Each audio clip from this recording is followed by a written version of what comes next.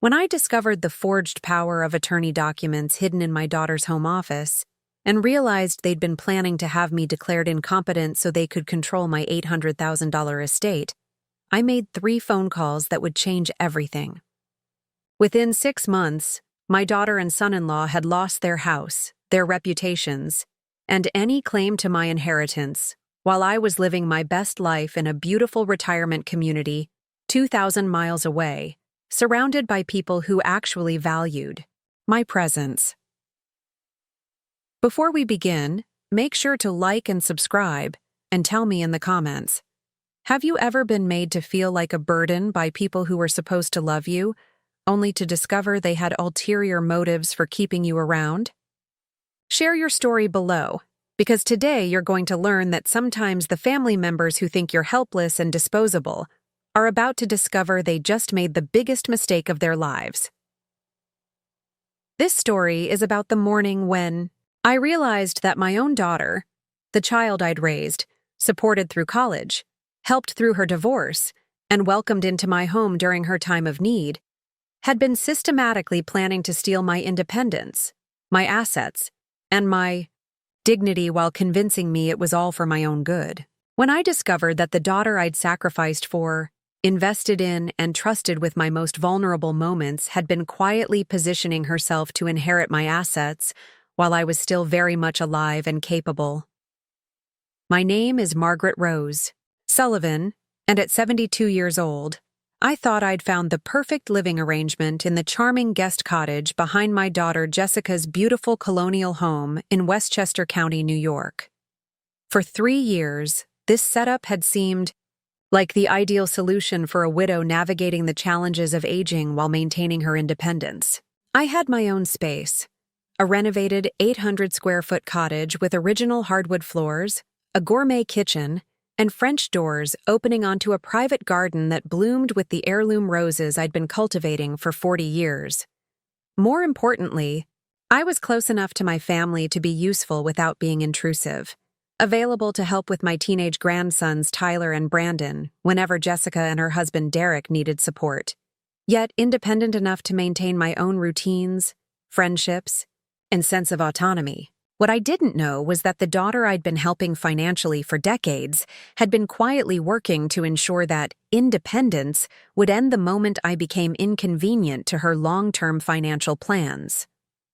The cottage had become my sanctuary. After my husband, William Patrick Sullivan, died 4 years ago from complications following a massive stroke that had taken him at 74, just 3 months after we'd finally paid off our mortgage and were planning to spend our golden years traveling to the places we'd dreamed of visiting throughout our 48 years of marriage. William and I had built our life together through careful planning, hard work, and the kind of shared values that had sustained us through every challenge we'd faced. William had spent 36 years as a senior accountant at IBM's White Plains facility, working his way up from entry-level bookkeeper to department supervisor through pure dedication and an exceptional talent for financial analysis. He'd been the kind of employee that companies build their reputation on: reliable, honest, meticulous, and completely committed to doing excellent work regardless of whether anyone was watching. His colleagues had trusted him with their most complex projects, and his supervisors had relied on his judgment for decisions that affected millions of dollars in corporate assets. I had built my own career as a high school English teacher at Bronxville High School, where I'd spent 32 years helping teenagers discover the power of literature, develop their writing skills, and learn to think critically about the world around them. Teaching had been more than just a job for me. It had been a calling that had allowed me to influence hundreds of young minds while developing skills in communication, psychology, and conflict resolution that would serve me well in ways I could never have anticipated. Together, William and I had earned a comfortable middle-class income that we'd managed with the kind of financial discipline that had allowed us to build substantial wealth over time. We'd lived below our means throughout our careers, investing consistently in our retirement accounts, purchasing life insurance policies that would protect the surviving spouse, and building an emergency fund that had provided security during uncertain economic times. Our approach to money had been conservative but strategic. William's expertise in corporate finance had taught him to identify solid investment opportunities, while my teacher's pension had provided a stable foundation for our retirement planning. We'd purchased our home in Scarsdale in 1987 for $245,000, when the neighborhood was still affordable for middle-class families, and we'd watched its value appreciate to nearly $950,000 by the time I'd needed to sell it after William's death. More importantly, we'd approached our marriage as a true partnership, making all major decisions together and supporting each other's individual goals while working towards shared objectives. William had encouraged my pursuit of a master's degree in education, which had increased my earning potential and job satisfaction. I had supported his decision to take on additional responsibilities at IBM, even when it meant longer hours and more work-related stress. Jessica Marie Sullivan had been our only child, born in 1975 after 3 years of trying to conceive and several heartbreaking miscarriages that had tested our faith and strengthened our appreciation for the family we were eventually able to create. From the moment she'd taken her first breath, Jessica had been the center of our universe. A bright, curious, determined little girl who'd approached everything in life with the kind of intensity that had both delighted and occasionally exhausted us. Even as a young child, Jessica had displayed the intelligence and ambition that would characterize her entire approach to life. She'd been reading by age 4, had mastered complex math concepts years ahead of her peers, and had shown an early aptitude for leadership that had made her a natural choice for student government positions throughout her academic career. Teachers had consistently praised her work ethic, her analytical thinking, and her ability to organize and motivate other students. But Jessica's greatest strength had also been her greatest challenge. Her drive for excellence and control had sometimes made her impatient with people who didn't share her urgency or meet her standards. As early as elementary school, I'd noticed that Jessica could be dismissive of classmates she considered slow or unmotivated, and she'd occasionally expressed frustration with teachers who didn't challenge her sufficiently. "Mom," she'd said during middle school, after a particularly frustrating day with a substitute teacher, "some people just don't understand how to be efficient. It's like they enjoy wasting time and making everything more complicated than it needs to be." At the time, I'd attributed these comments to normal adolescent impatience and had worked with Jessica to develop empathy for people with different learning styles and capabilities. But looking back now, I can see that these early patterns had revealed aspects of Jessica's character that would eventually create the conditions for her ultimate betrayal. Throughout high school, Jessica had excelled academically while building an impressive resume of extracurricular activities that had positioned her for admission to top universities. She'd been valedictorian of her graduating class, editor of the school newspaper, captain of the debate team, and president of the National Honor Society.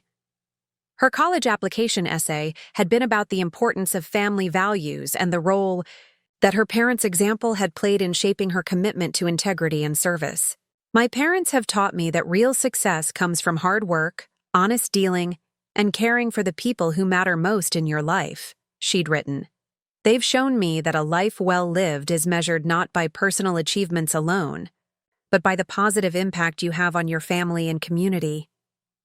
I'd been so proud of that essay, so convinced that William and I had succeeded in raising a daughter who understood and embraced the values that had guided our own lives. Jessica had been accepted to NYU's business school with a substantial merit scholarship, and we'd eagerly provided the additional financial support needed to make her education possible. Jessica's college years had been marked by the same academic excellence that had characterized her high school career. She'd maintained a 3.9 GPA throughout her 4 years, had been active in business honor societies and leadership organizations, and had completed internships with prestigious Manhattan firms that had given her practical experience in corporate finance and marketing strategy. William and I had been incredibly proud of Jessica's achievements, but we'd also been acutely aware of the financial sacrifices required to support her education at one of the country's most expensive universities. Even with her merit scholarship, the remaining tuition, room and board, and living expenses had totaled nearly $25,000 per year, a substantial commitment that had required us to delay some of our own goals, including the kitchen renovation we'd been planning and the European vacation we'd been dreaming about for years. But we'd made these sacrifices gladly, both of us convinced that investing in Jessica's education was the most meaningful way we could use our resources to ensure her future success and happiness. Jessica had seemed genuinely grateful for our support, often expressing appreciation for the opportunities we were making possible and promising that she would find ways to honor our investment once she'd established herself professionally. "Dad, Mom," she'd said during her graduation ceremony, her voice emotional as she'd addressed us from the podium. "Everything I've accomplished is because you believed in me and were willing to sacrifice for my dreams. I promise you that I'll spend my career making you proud and finding ways to give back to others the way you've given to me." After graduation, Jessica had quickly landed a position with Meridian Marketing Group, a mid-sized firm that specialized in developing advertising campaigns for financial services companies. Her starting salary had been $65,000, excellent for a new graduate, and she'd thrown herself into her work with the same intensity that had characterized her academic pursuits. Within 2 years, Jessica had been promoted to account manager, with responsibility for managing relationships with several major clients and overseeing junior staff members. Her supervisors had consistently praised her analytical skills, her attention to detail, and her ability to develop creative solutions to complex marketing challenges. Jessica has the kind of strategic thinking and client management skills that make her invaluable to our organization, her supervisor had written in a performance review that Jessica had proudly shared with us. She consistently exceeds expectations and demonstrates the leadership potential that will make her a senior executive in this industry. By her 5th year with the company, Jessica had been earning over $90,000 annually and had been recognized as one of the firm's rising stars.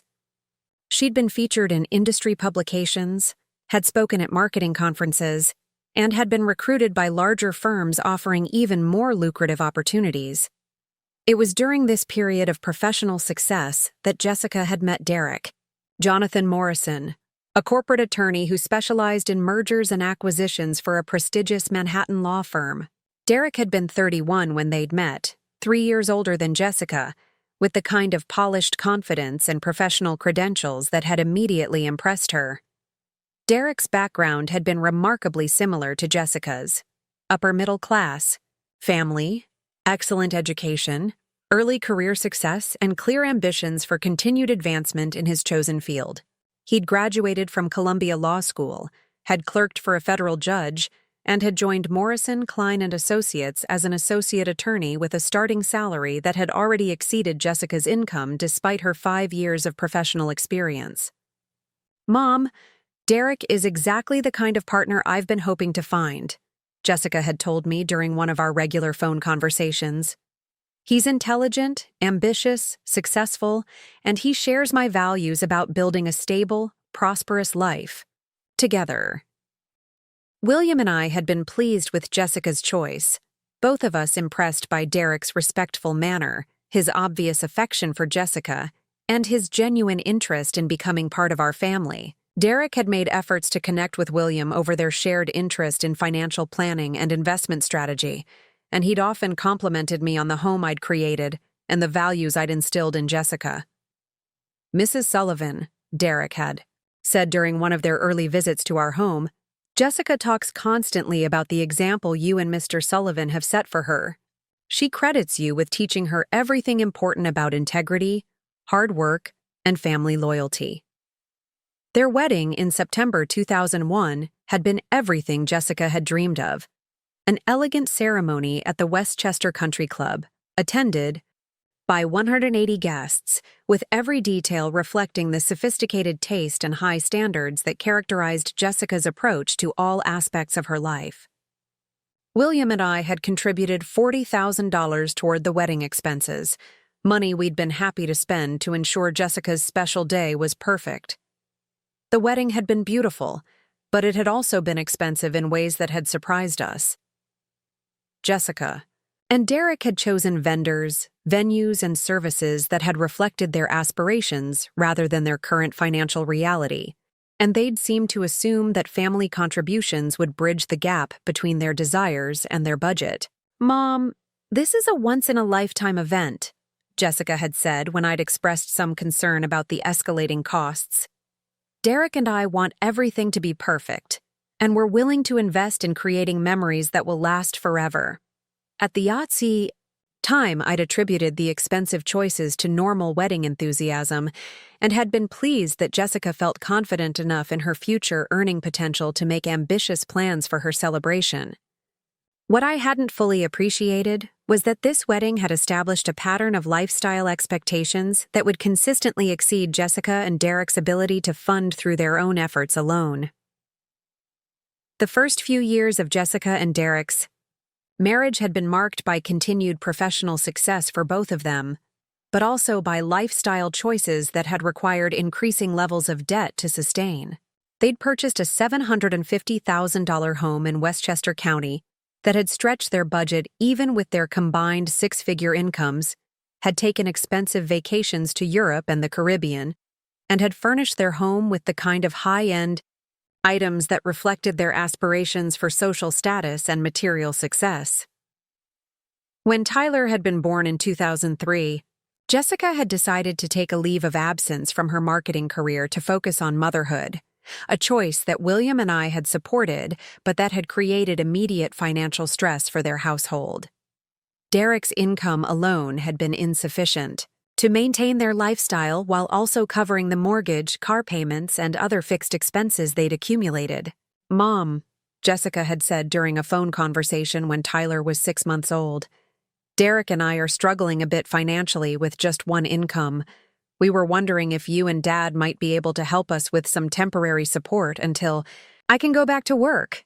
William and I had been sympathetic to their situation and had agreed to provide $15,000 to help them manage their immediate cash flow challenges. We'd viewed this assistance as a natural extension of our parental support, similar to the way we'd helped Jessica with college expenses, and we'd assumed it would be a one-time contribution that would bridge them through a temporary difficult period. But the temporary assistance had become a pattern that had continued throughout Tyler's early childhood and had expanded when Brandon had been born 2 years later. Jessica had extended her leave of absence, citing the importance of being present for her children's developmental years, and Derek's income had remained insufficient to maintain their lifestyle without regular family support. "We really appreciate everything you and Dad are doing for us," Jessica had said during one of these conversations. "Having your support gives us the security to make decisions based on what's best for the family, rather than just financial pressure." Over the 5 years of Jessica's extended maternity leave, William and I had provided approximately $75,000 in direct financial support, plus additional assistance with childcare, clothing, and household expenses, when Jessica and Derek had visited us for holidays and vacations. We'd also established education savings accounts for Tyler and Brandon, contributing $500 per month to ensure our grandsons would have the same educational opportunities that Jessica had enjoyed. When Jessica had finally returned to work part-time, when Brandon started kindergarten, she'd seemed to have developed a renewed appreciation for family relationships and the importance of maintaining close connections across generations. She'd begun visiting us more frequently, often bringing the boys for weekend stays that had enriched all our lives and had given William and me the grandparent experience we'd treasured. "Mom, I've realized how much I value having you and Dad so close," Jessica had said during one of these visits. "The boys love spending time with you, and I love knowing that they're learning family values from the people who taught me everything important about life." It had been during this period of renewed closeness that William had suffered his stroke, a medical emergency that had tested our family's strength and had ultimately brought us even closer together. Jessica had been incredibly supportive throughout William's illness, visiting the hospital daily, helping me navigate complex medical decisions, and providing emotional support during the most difficult period of my life. When William had died, Jessica had handled all the practical arrangements, while I'd been too devastated to function. She'd organized the funeral service, had managed communications with family and friends, had dealt with insurance companies and lawyers, and had been my primary source of support during those first awful months of learning to live without the partner who'd defined my adult life. "Mom," Jessica had said as we'd sat in my kitchen after the funeral, surrounded by sympathy cards and casserole dishes from neighbors, "I want you to know that you don't have to face this alone. Derek and I are here for you, and we're going to make sure you have everything you need to rebuild your life." Her support had meant everything to me during those dark months when grief had made even simple tasks feel overwhelming. Jessica had helped me understand my financial situation, had assisted with paperwork and legal matters, and had been instrumental in helping me make decisions about my future living arrangements. 6 months after William's death, when the big house had begun to feel like a mausoleum filled with memories I wasn't ready to confront daily, Jessica had suggested the cottage arrangement that had seemed like the perfect solution for everyone involved. "Mom, you shouldn't be rattling around in that big house all by yourself," she'd said, her voice filled with genuine concern. "Why don't you sell the house and move into the cottage behind our place? You'd have complete independence and privacy, but we'd be right there if you needed anything. Plus, Tyler and Brandon would love having Grandma so close by." The cottage had been beautifully renovated, with gleaming hardwood floors, granite countertops, stainless steel appliances, and enough space for my favorite furniture and personal belongings. The private garden had been established with mature plantings that had reminded me of the English countryside, and the location had provided easy access to the cultural activities and social connections that had enriched my retirement years.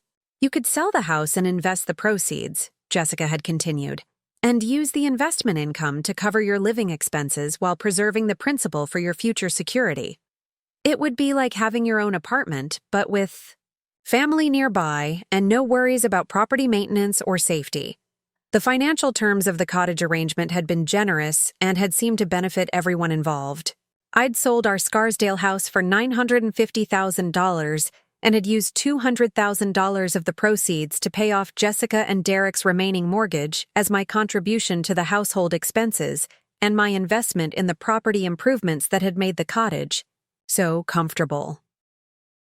The remaining $750,000 had been invested in a diversified portfolio managed by Steinberg Financial Advisors, a reputable firm that William and I had worked with for over a decade. The portfolio had been designed to generate approximately $35,000 annually in dividends and interest while preserving the principal for long-term growth, providing me with more than enough income to cover my modest living expenses while maintaining my financial independence. "Margaret, this arrangement gives you the best of both worlds," Derek had said as we'd finalized the legal paperwork. "You have your own space and complete autonomy, but you also have family support and shared resources that make everything more efficient and secure." The cottage rental had been set at bottom $200 per month, well below market rate for a comparable property, reflecting the family relationship and my substantial contribution to paying off their mortgage. The arrangement had also included shared utilities, landscaping services, and household maintenance, making my monthly expenses predictable and manageable on my investment income. For 3 years, this arrangement had worked beautifully from my perspective. I'd enjoyed being close to Tyler and Brandon, helping with homework, attending their soccer games and school events, and providing the kind of grandmotherly support that had enriched all our lives.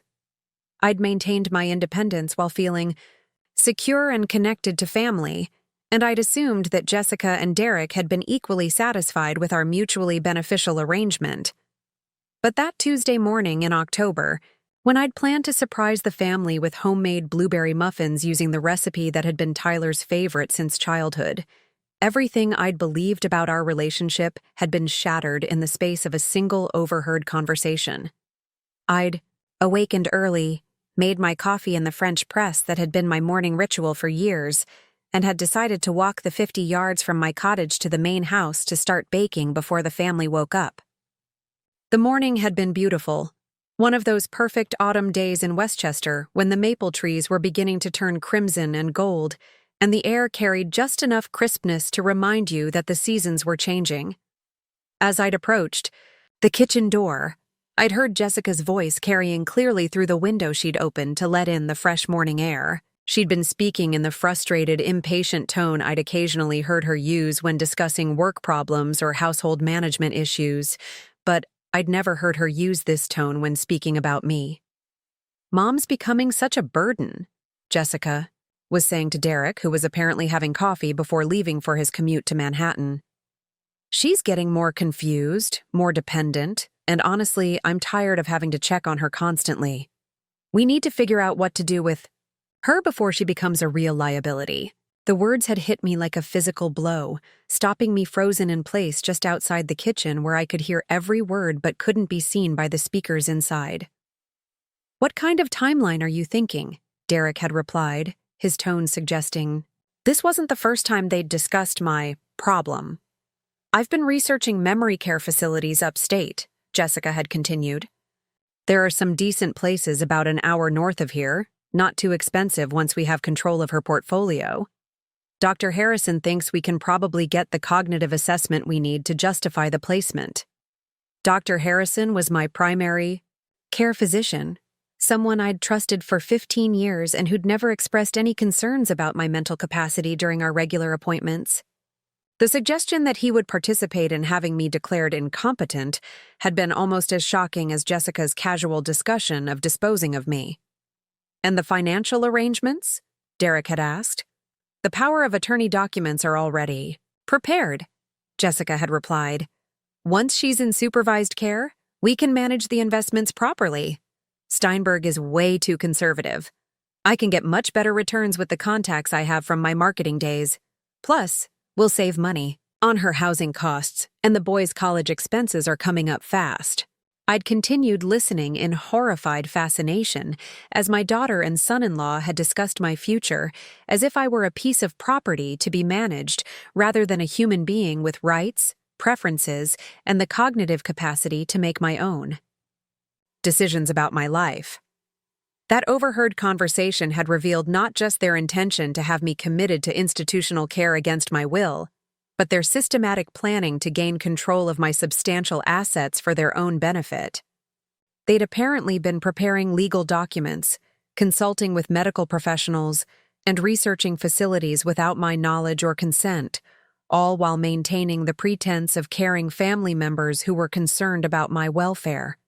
But what Jessica and Derek hadn't understood was that their confused dependent burden was actually a retired English teacher who'd spent 3 decades analyzing complex texts, identifying hidden meanings, and teaching critical thinking skills to teenagers who thought they could manipulate adults who weren't paying attention. That morning, as I'd quietly backed away from their kitchen and returned to my cottage, I'd begun planning a response that would demonstrate exactly what happens when you underestimate someone who's spent her entire career dealing with people who think they're smarter than everyone else in the room. Sometimes the family members who think you're becoming a burden are actually revealing that they've become a burden on your right to live with dignity, respect, and autonomy. Jessica and Derek were about to learn that the woman they'd dismissed as a confused liability was actually someone with the intelligence, resources, and determination to ensure they never underestimated anyone like me ever again. The investigation that followed would expose 20 years of financial manipulation, systematic deception, and betrayal so complete that it would destroy everything they'd built while teaching them that some people fight back with consequences they never saw coming.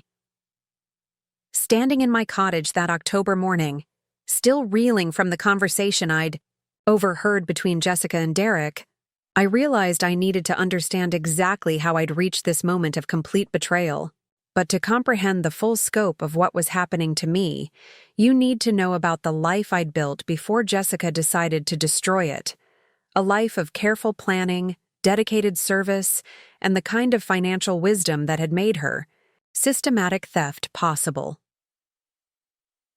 My journey to that devastating Tuesday morning had begun 52 years earlier, When I'd graduated from Manhattanville College with a degree in English literature and a burning desire to make a difference in young people's lives. It was 1971, and the teaching profession was experiencing unprecedented changes as schools across the country began implementing new educational philosophies and struggling to address the social upheavals that were transforming American society.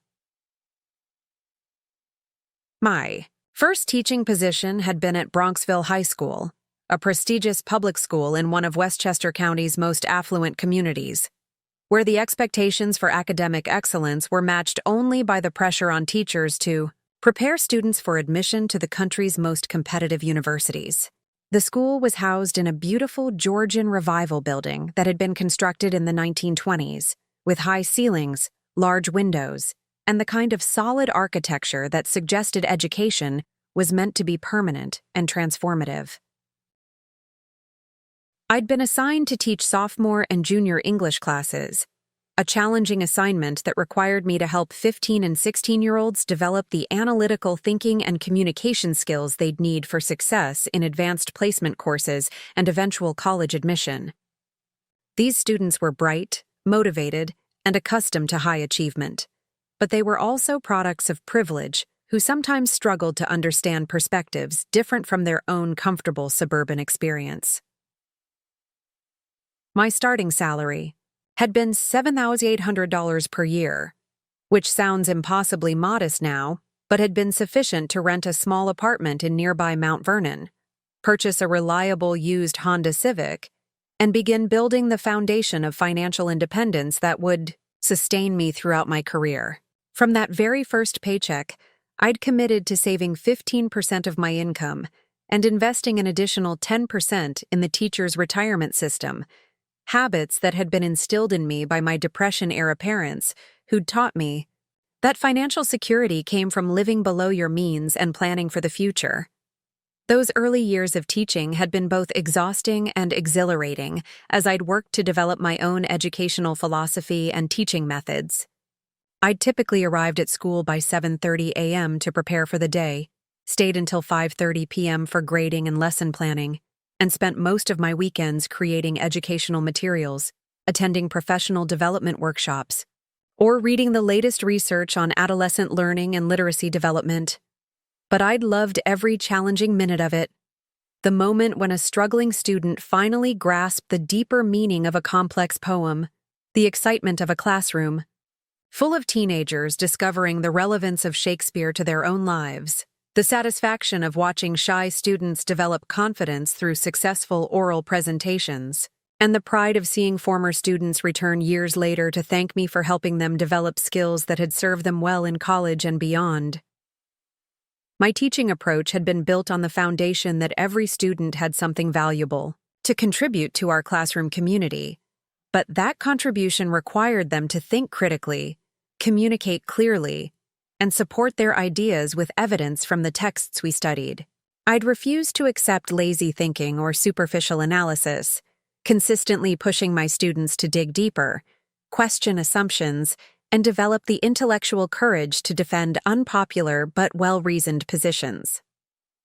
Mrs. Sullivan, students, would often say during particularly challenging discussions, "You never let us get away with anything. You make us actually think about what we're saying." "That's exactly right," I would reply. "My job isn't to make you comfortable, it's to make you capable. The world is going to expect you to think critically and communicate effectively, and I'm going to make sure you're prepared for that challenge." This philosophy had extended beyond academic content to include lessons about personal responsibility, intellectual integrity, and the importance of treating others with respect, regardless of their background or abilities. I'd discovered that teenagers responded positively to high expectations when those expectations were combined with genuine care and consistent support. By my 5th year at Bronxville High School, I'd been recognized as one of the school's most innovative and effective educators.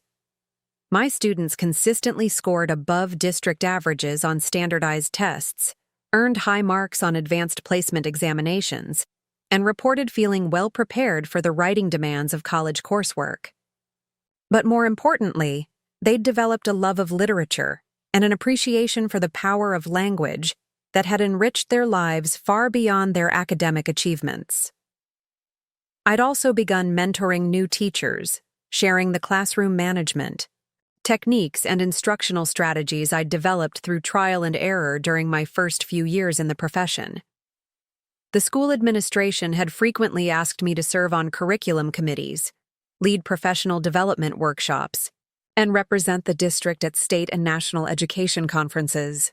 Margaret has the rare combination of subject matter expertise, pedagogical skill, and genuine care for students that makes her invaluable to our educational community, my principal had written in a performance evaluation that had led to my first promotion to department coordinator.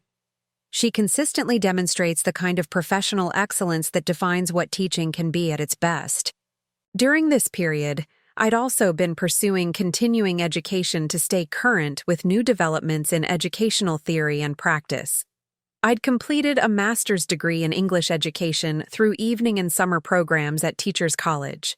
Columbia University had attended numerous workshops on adolescent psychology and learning differences, and had become certified in advanced placement instruction that had qualified me to teach the school's most academically demanding courses. The additional qualifications had led to increased responsibilities and salary improvements, but more importantly, they'd enhanced my effectiveness as an educator and had given me the tools to help an even wider range of students succeed. By the mid-1970s, I'd been earning $15,000 annually and had been promoted to English department chair, with responsibility for curriculum development, teacher supervision, and budget management across 6 different course levels. It was during my 7th year at Bronxville that I'd met William Patrick Sullivan, the IBM accountant who would become my husband, my best friend, and my partner in building the kind of life that had provided security and meaning for nearly 5 decades. William had been 31 when we'd met, 2 years older than me, with the kind of quiet competence and gentle humor that had made me feel instantly comfortable and appreciated in his presence. We'd met at a community education workshop on personal financial planning that had been offered through the Westchester County Library System.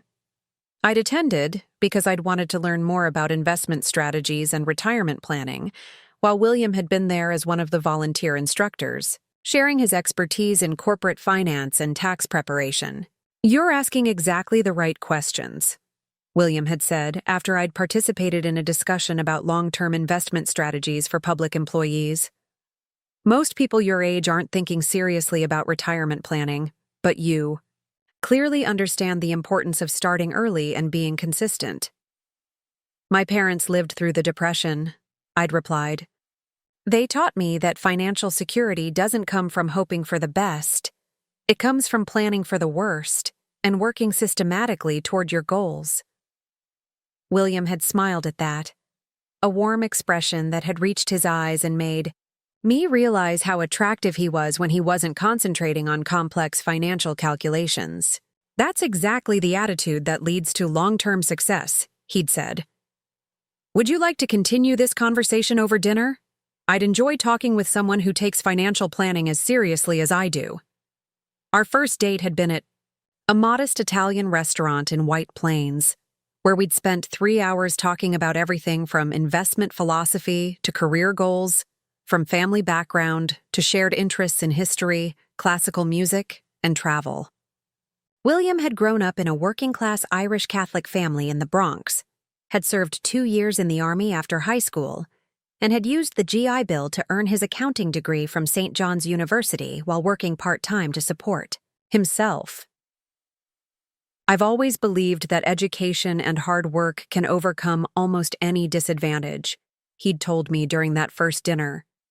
"My parents didn't have much money, but they taught me the value of honesty, persistence, and taking responsibility for your own success." By our third date, I'd known that William was someone I could build a life with, a man who shared my values about integrity, responsibility, and the importance of planning for the future, but who also had the sense of humor and emotional intelligence.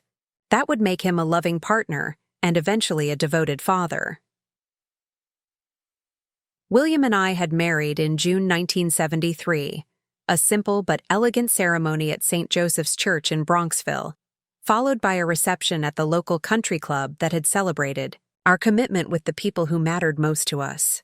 The wedding had been everything we'd wanted: meaningful, affordable, and focused on beginning our life together, rather than impressing others with expensive displays. Our first home had been a modest 2-bedroom ranch house in Scarsdale that we'd purchased for $42,000, with a combination of our savings and a 30-year mortgage that had stretched our budget but had given us the foundation for building equity and establishing ourselves in a community we'd wanted to be part of for the long term. The house had needed substantial work: updated electrical systems, new plumbing, modern appliances, and fresh paint throughout. But William's analytical skills and my determination to learn home improvement techniques had allowed us to transform it into a comfortable, welcoming space that had reflected our personalities and values. We'd spent our first 5 years of marriage working on the house during weekends and evenings, gradually modernizing each room while maintaining the original character that had attracted us to the property. William had handled all the financial planning and major repairs, while I'd focused on decorating, organizing, and creating the kind of efficient household management systems that had supported both of our demanding careers. During this period, my teaching career had continued to flourish in ways that had brought both personal satisfaction and increasing financial contribution to our household. I'd been promoted to assistant principal for curriculum and instruction, had been selected to lead a district-wide initiative for improving literacy instruction, and had received the State Education Department's Excellence in Teaching Award for my innovative approaches to helping struggling students develop advanced analytical skills. My salary had grown to $22,000 by my 10th year of teaching, and I'd continued my practice of saving aggressively while maximizing my contributions to the teacher's retirement system that would eventually provide a substantial pension. William's career at IBM had also progressed steadily, with regular promotions and salary increases that had reflected his expertise in corporate financial analysis and his reputation for reliability and accuracy.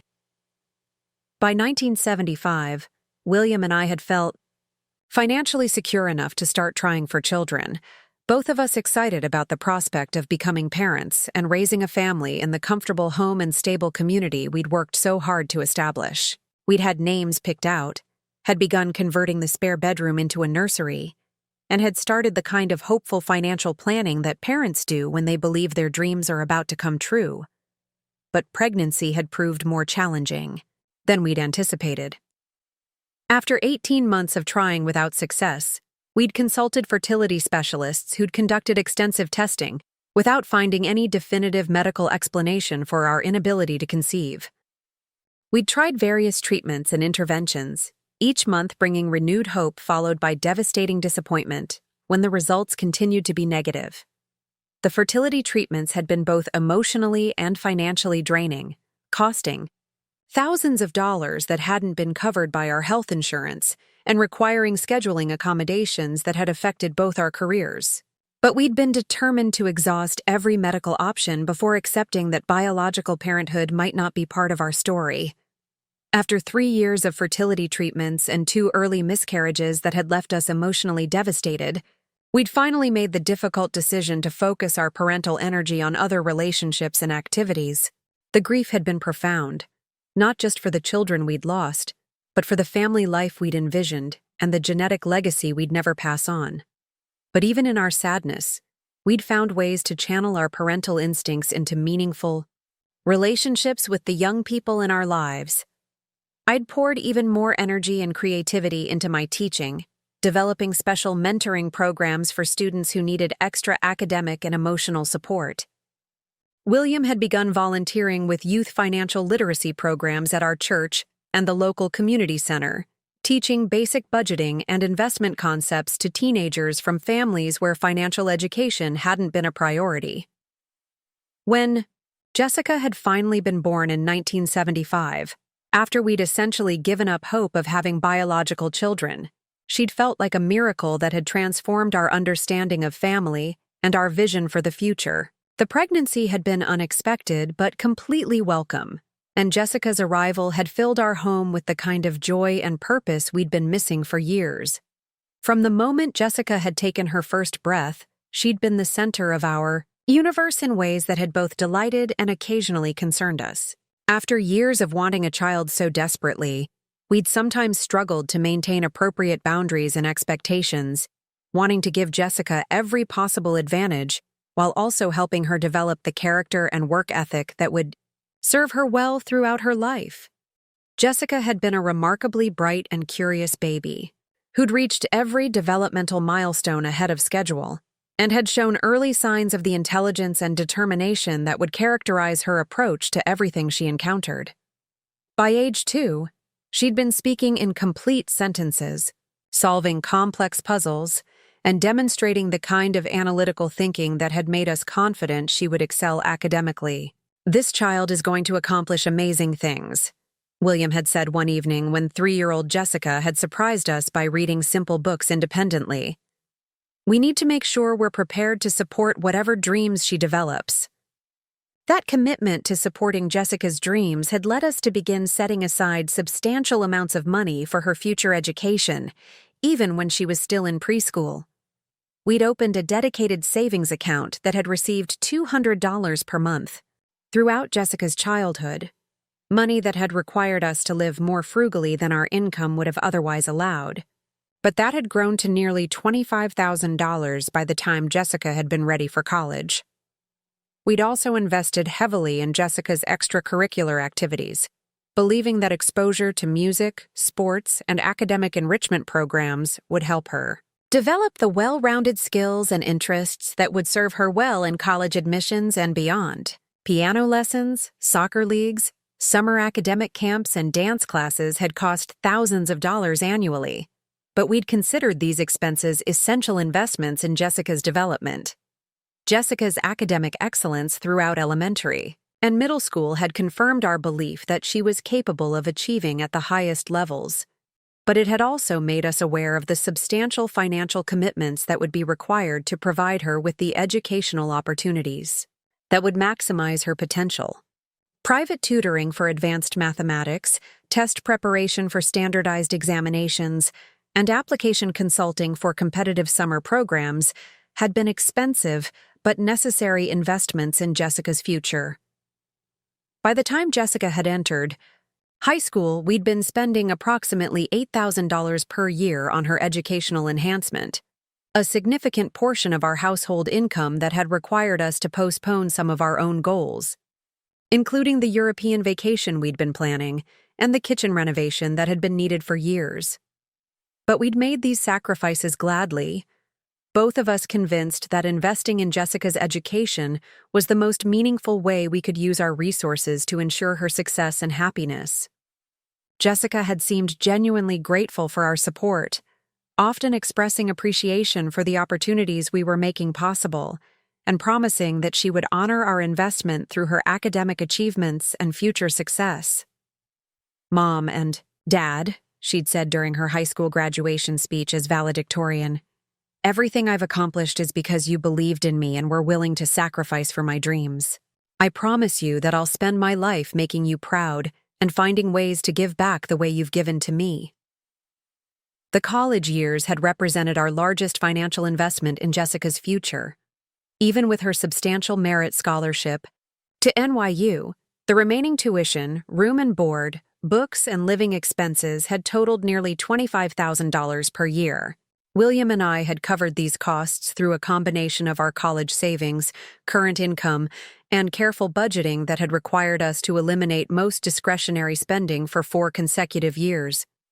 We'd driven our cars longer than we'd planned, had postponed home improvements that had been needed, had canceled vacation plans, and had reduced our own retirement contributions to ensure that Jessica could graduate from college without student loan debt that might limit her post-graduation options. When Jessica had graduated summa cum laude with her MBA and had immediately been recruited by Meridian Marketing Group, William and I had felt an enormous sense of pride and relief. Our investment in her education had clearly paid off in terms of her professional opportunities, and her starting salary of $65,000 had seemed to validate our belief that educational excellence would translate into financial security. But even after Jessica had established herself professionally, our financial support had continued in ways that had seemed natural and appropriate at the time.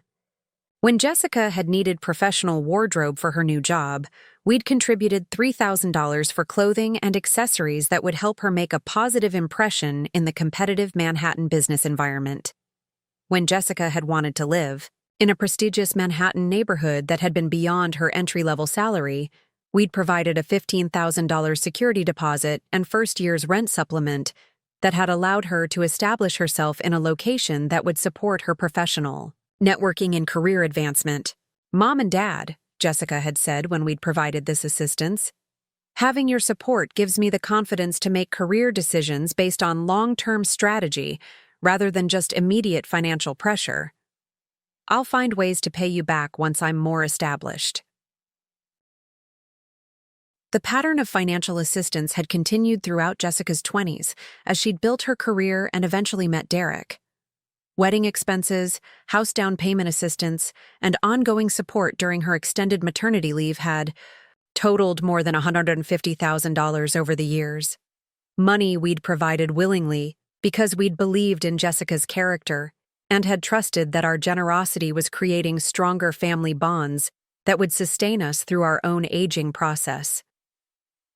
Throughout our careers, William and I had maintained our commitment to aggressive saving and conservative investing that had allowed us to build substantial wealth despite the significant amounts we'd contributed to Jessica's support over the years. By the time we'd both retired in 2015, our combined assets had included our paid-off home worth $950,000, investment accounts totaling $850,000, and pension benefits that had provided secure monthly income for the rest of our lives. Our retirement had been everything we'd hoped it would be: comfortable, secure, and filled with the travel, hobbies, and volunteer activities we'd been planning for decades. We'd taken the European trip we'd postponed for years, had become active in community organizations, and had developed a rich social life with other retirees who shared our interests in cultural activities and lifelong learning. Most importantly, we'd maintained our close relationship with Jessica and her family, enjoying regular visits with Tyler and Brandon and feeling proud of the life Jessica and Derek had built together. The financial assistance we'd provided over the years had seemed to strengthen rather than strain our family relationships, and Jessica had often expressed gratitude for our ongoing support and involvement in her life. When William had suffered his stroke in early 2019, Jessica had been incredibly supportive, visiting the hospital daily and helping me navigate the complex medical decisions that had been required during his treatment. She'd taken time off work to accompany me to doctor appointments, had researched rehabilitation facilities and home care options, and had provided the emotional support that had helped me maintain hope during William's difficult recovery period. William's death 3 months later had been devastating. Not just the loss of my husband and best friend, but the sudden transformation from being part of a couple to being alone for the first time in my adult life. Everything about my daily routine had required adjustment, from cooking meals for one person to making financial decisions without William's input and perspective. Jessica had been patient and understanding during my adjustment period, visiting regularly to check on my well-being and helping me navigate the practical challenges of widowhood. She'd helped me understand my financial situation, had assisted with legal and insurance matters, and had been instrumental in helping me make decisions about my future living arrangements. "Mom," Jessica had said several months after William's funeral, "I know this transition has been incredibly difficult, but I want you to know that you're not alone. Derek and I are here to help with whatever you need, and we want to make sure you feel secure and supported as you figure out this next phase of your life." Her support had felt genuine and had given me confidence that the investment William and I had made in our relationship with Jessica would provide the family connection and security I'd need as I aged. The decision to sell our house and move to the cottage had seemed like the natural next step in deepening those family bonds while maintaining my independence. The first 3 years in the cottage had been genuinely wonderful from my perspective. I'd enjoyed being close to Tyler and Brandon, watching them grow into thoughtful, accomplished teenagers who'd seemed to appreciate having their grandmother nearby for homework help, cooking lessons, and the kind of intergenerational conversation that had enriched all our lives. I'd also maintained my own independent social life through book clubs, volunteer work with literacy programs, and regular activities with other women my age who'd become close friends. The cottage had provided the perfect balance of family connection and personal autonomy, and I'd assumed that Jessica and Derek had been equally satisfied with our arrangement. My financial situation during this period had been more secure than ever. The investment portfolio had grown to nearly $900,000 despite regular withdrawals for living expenses.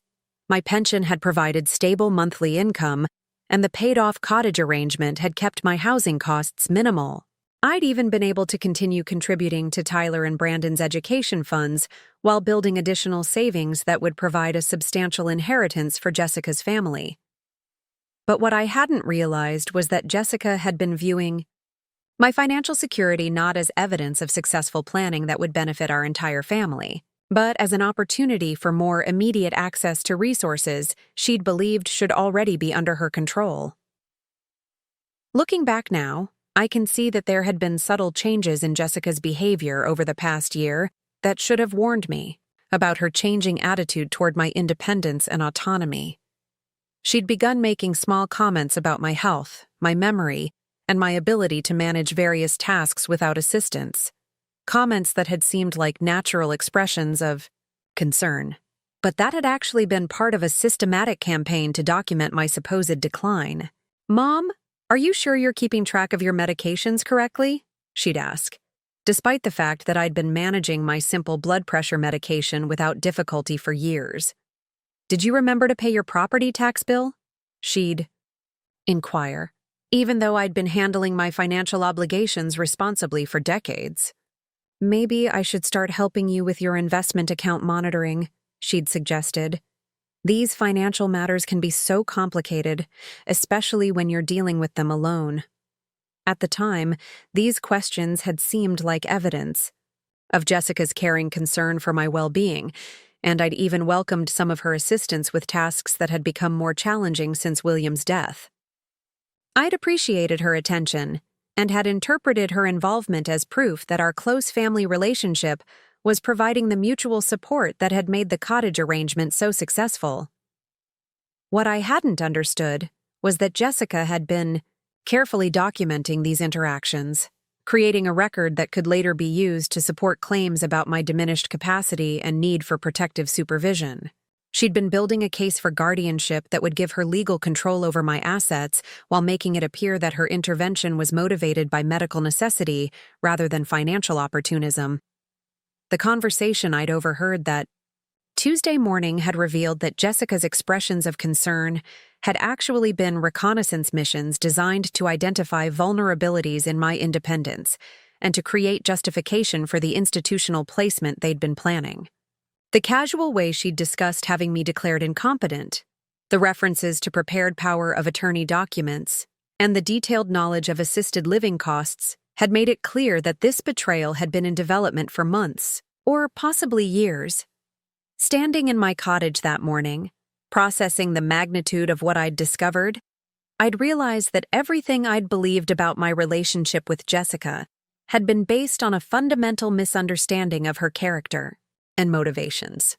The daughter I'd sacrificed for, invested in, and trusted with my most vulnerable moments had been systematically planning to steal my independence, my assets, and my dignity, while convincing herself and others that her actions were motivated by care rather than greed.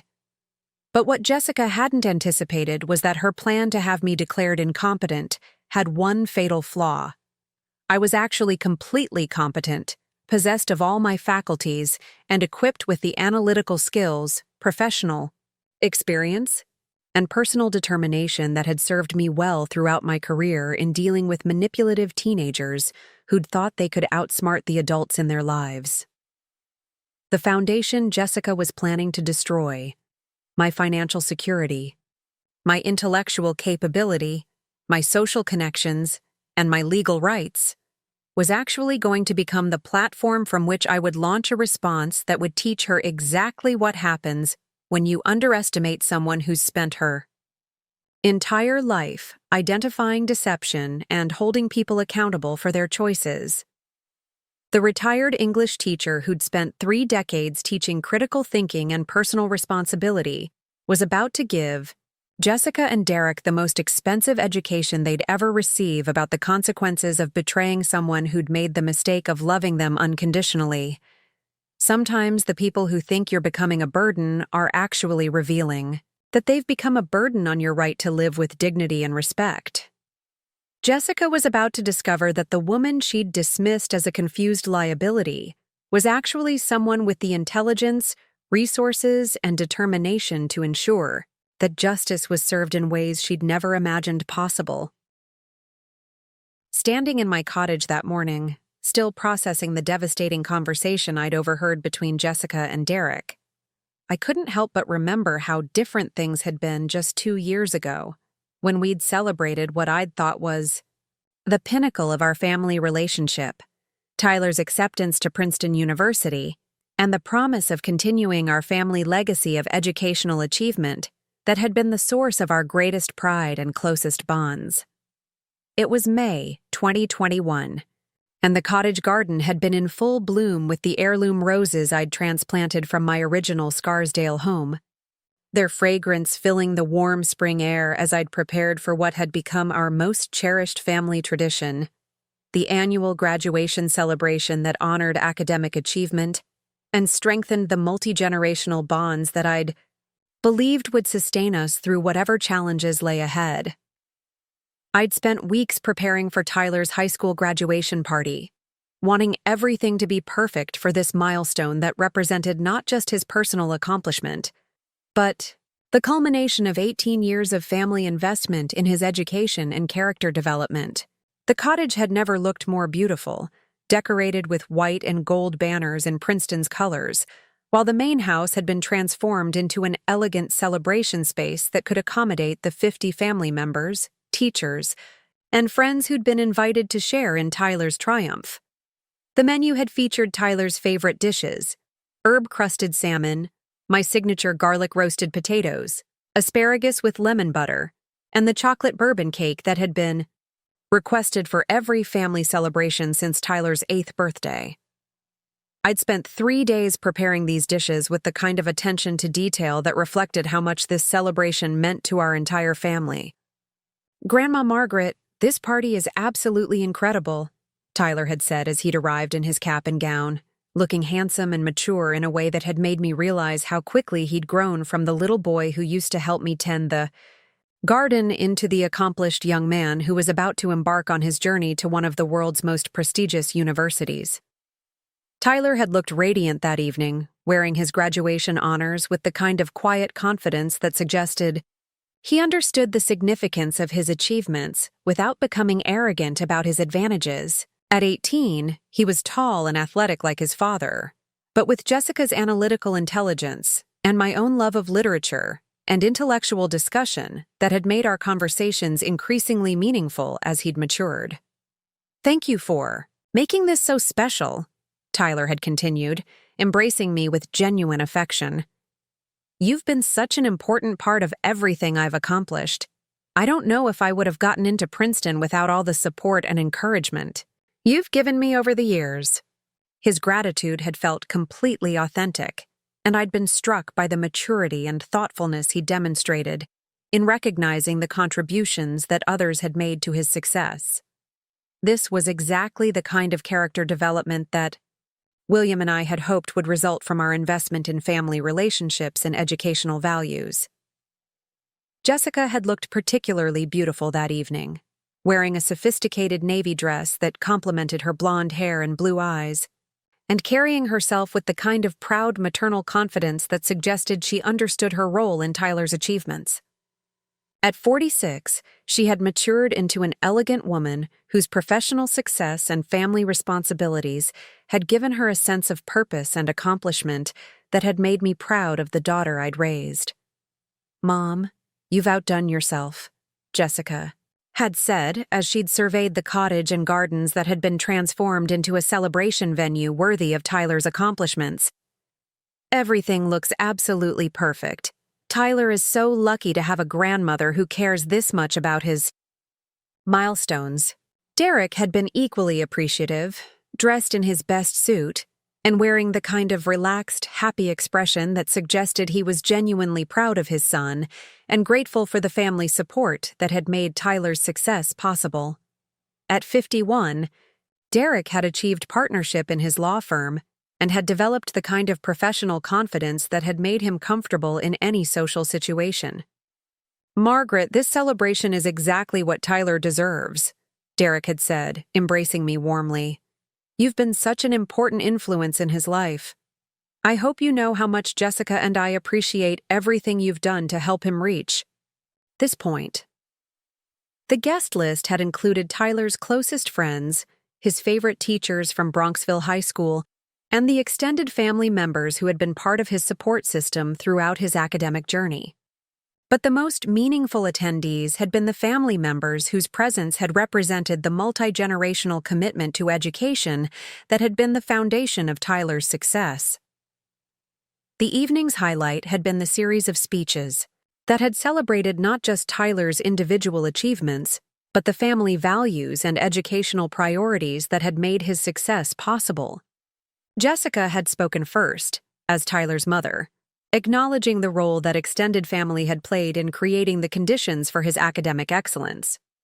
"Tyler's acceptance to Princeton represents more than just his individual hard work," Jessica had said, her voice filled with emotion as she'd addressed the assembled guests. "It's the result of a family commitment to education that began with my parents' decision to prioritize learning and character development over material possessions. My mother, Margaret, has been Tyler's most devoted supporter, helping with homework, attending every school event, and providing the kind of intellectual stimulation that has shaped his love of learning." She'd continued, "Mom, your influence on Tyler goes far beyond academic support. You've taught him the importance of critical thinking, intellectual curiosity, and personal integrity. The values you instilled in me and that I've tried to pass on to Tyler are evident in the young man he's become." Derek had spoken next, focusing on Tyler's character and the family dynamics that had contributed to his emotional and social development alongside his academic achievements. "Tyler has been blessed to grow up in a family where multiple generations have been invested in his success," Derek had said. "His grandmother Margaret has provided stability, wisdom, and unconditional love that have given him the confidence to pursue ambitious goals. The relationship between Tyler and his grandmother has been one of the most beautiful aspects of watching him grow up, but it had been Tyler's own speech that had moved me to tears and had seemed to capture everything wonderful about our family relationships and shared values. I want to thank everyone who's here tonight," Tyler had begun, his voice strong and confident despite the emotion of the occasion. "But I especially want to thank my grandmother, who has been my mentor, my cheerleader, and my role model for what it means to live a life dedicated to learning and service." He'd paused, looking directly at me with the kind of mature gratitude that had demonstrated how well he understood the sacrifices that had been made for his benefit. "Grandma Margaret, you've taught me that education isn't just about getting good grades or getting into prestigious schools," he'd continued. "You've shown me that real education is about developing the ability to think critically, communicate effectively, and contribute meaningfully to your community. Everything I've learned about integrity, persistence, and intellectual honesty has come from watching how you've lived your life."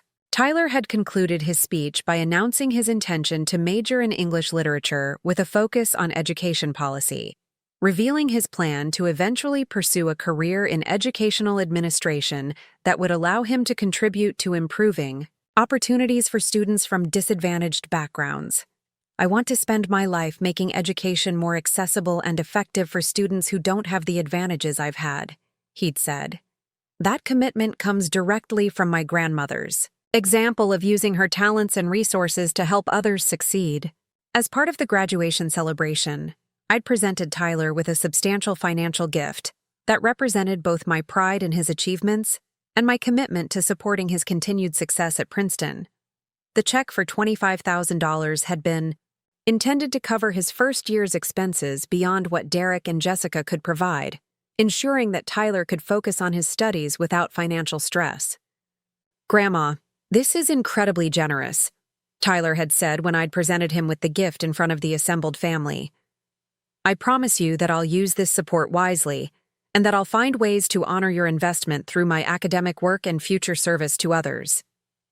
But the financial gift had been accompanied by something even more meaningful: the announcement that I'd established a $100,000 education trust fund that would support Tyler's undergraduate and graduate education, with any remaining funds to be used for Brandon's college expenses when he was ready for university. "Tyler, this trust fund represents more than just money," I'd explained to the gathering. "It represents our family's commitment to education as the foundation for a meaningful life. Your grandfather William and I always believed that the best inheritance we could provide was the opportunity for excellent education, and I want to ensure that both you and Brandon have every opportunity to pursue your academic dreams." The establishment of the trust fund had been met with overwhelming gratitude from Jessica and Derek, who'd understood that this gift would remove financial pressure from Tyler's college years, while also providing security for Brandon's future educational needs. "Mom, this is beyond generous," Jessica had said, her voice filled with emotion. "You're giving Tyler and Brandon advantages that will shape their entire lives. This kind of educational support is the most meaningful gift you could possibly provide." Derek had been equally moved by the gesture, recognizing the financial sacrifice that the trust fund represented and the family values that had motivated my decision to prioritize educational investment over other possible uses of my resources. "Margaret, this gift demonstrates everything that's best about our family," Derek had said. "Your commitment to the boys' education shows them what it means to invest in the future and to value intellectual development over material possessions." The months between Tyler's graduation and his departure for Princeton had been filled with preparation activities that had brought our family closer together, while creating memories that I'd treasured as evidence of our strong intergenerational bonds. Shopping trips for college supplies, visits to Princeton's campus for orientation programs, and long conversations about academic goals and life planning had provided opportunities for meaningful connection and mutual support. I'd accompanied Tyler and Jessica on several shopping expeditions for college necessities, enjoying the opportunity to contribute to his preparation while spending quality time with both Tyler and Jessica. These outings had felt like natural extensions of the family support that had characterized Tyler's entire upbringing, and they'd provided opportunities for the kind of three-generational bonding that had enriched all our lives. "Grandma, I love that you're so involved in helping me get ready for college," Tyler had said during one of these shopping trips. "Having your support makes me feel more confident about this transition. I know that whatever challenges I face at Princeton, I'll have family behind me who care about my success." Jessica had seemed to genuinely enjoy these shared activities, often commenting on how much she valued the opportunity to maintain close family relationships across generations and how important it was for Tyler to understand the family heritage of educational achievement that he was continuing. "Tyler is so fortunate to have such an involved grandmother," Jessica had said during one of our preparation sessions. "The relationship between you two is exactly what I hoped for when we decided to move you into the cottage. This kind of family support is what makes the difference between just attending college and really thriving academically and personally." During this period, I'd also spent considerable time helping Tyler with the intellectual preparation that would serve him well in Princeton's demanding academic environment. We'd read and discussed several books that had been recommended for incoming freshmen, had worked together on developing his writing skills for college-level work, and had engaged in the kind of sophisticated literary analysis that had prepared him for the intellectual rigor he would encounter. "Your grandmother's influence on your critical thinking skills is already evident," Derek had observed after listening to one of our discussions about contemporary American literature. "The analytical approach she's taught you will serve you well in college and beyond." Throughout this period, Brandon had also been thriving academically and personally in ways that had demonstrated the positive effects of our family's educational values and supportive relationships. At 16, Brandon was developing into a thoughtful, accomplished young man who shared his older brother's intellectual curiosity while pursuing his own interests in science and technology. Brandon had been accepted into Bronxville High School's Advanced Placement Program, was maintaining a 4.2 GPA, and had been selected for the school's prestigious science research program that would allow him to conduct independent research under faculty supervision during his junior and senior years. His academic achievements had been accompanied by success in tennis and debate team that had demonstrated his ability to excel in multiple areas. "Grandma Margaret, I want to follow Tyler's example of academic excellence," Brandon had told me during one of our regular study sessions. "Having you available to help with homework and discuss ideas has been such an advantage. I hope I can eventually get into a school as good as Princeton." I'd been equally proud of Brandon's development and had enjoyed watching him discover his own academic passions while benefiting from the family support that had contributed to Tyler's success. The two brothers had maintained a close relationship despite their different interests, and Tyler had taken seriously his role as a positive example for Brandon's own educational journey. "Brandon is going to be just as successful as Tyler," Jessica had observed during one of our family dinners. "Having an older brother at Princeton will motivate him to continue working hard, and having your ongoing support will give him the same advantages that helped Tyler succeed." The family dynamics during this golden period had felt healthy, supportive, and mutually beneficial in ways that had made me confident about our long-term relationships and shared values. Regular family dinners, weekend activities, and holiday celebrations had provided opportunities for meaningful connection while respecting everyone's individual interests and responsibilities. During this same period, my own life had been more fulfilling and socially rich than it had been since William's death. The cottage had provided the perfect base for maintaining an active lifestyle that had included volunteer work, social activities, and personal interests that had given meaning and purpose to my retirement years.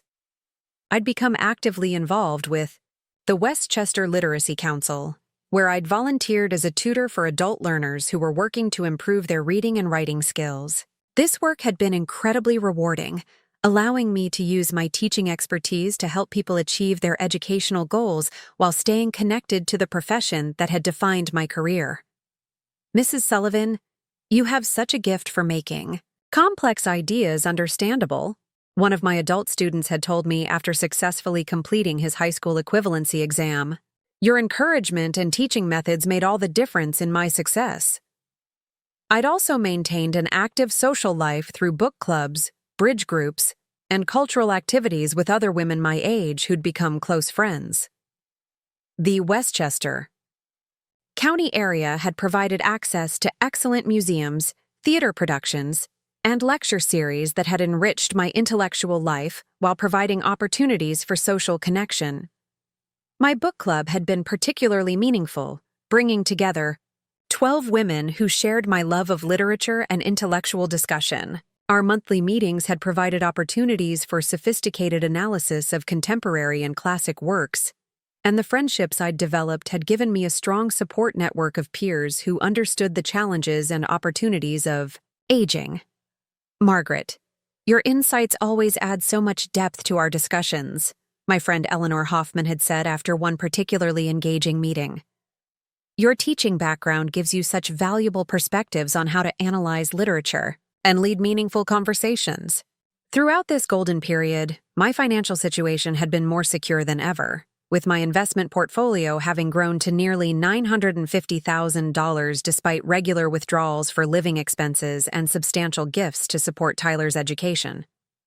The combination of my teacher's pension, Social Security benefits, and investment income had provided more than enough money to maintain my comfortable lifestyle while continuing to contribute to my family's financial well-being.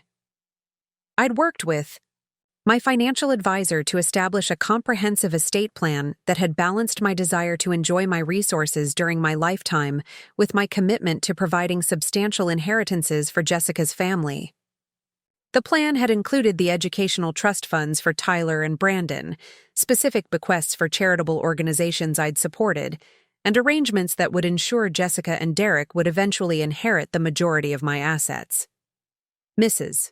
Sullivan, your estate plan reflects excellent planning and generous family values, my attorney had said during one of our planning sessions. You've created arrangements that will provide security for your own future while ensuring that your family will benefit substantially from the wealth you and your husband built together. The estate planning process had given me satisfaction and peace of mind, knowing that I'd organized my affairs in ways that would honor William's memory while providing for the people and causes that mattered most to me. I'd felt confident that Jessica and Derek appreciated the financial security I was providing while respecting my autonomy in making decisions about my own resources. The family traditions we'd established during this period had become some of the most treasured aspects of my life in the cottage. Weekly family dinners, holiday celebrations, and special occasion gatherings had provided regular opportunities for meaningful connection while creating the kind of memories that I'd believed would sustain our relationships for years to come. Our Thanksgiving celebration in 2021 had been particularly special. Held at the main house with extended family members joining Jessica, Derek, Tyler, Brandon, and me, for a feast that had combined traditional dishes with newer additions that reflected our evolving family traditions. I'd been responsible for my signature sweet potato casserole and cranberry sauce, while Jessica had coordinated the overall menu and Derek had managed the turkey preparation that had been his specialty for years. I'm so grateful for this family, and for the traditions we've built together, Jessica had said during her Thanksgiving toast. Having Mom living so close has made it possible to maintain the kind of multi-generational connections that give meaning to all our celebrations.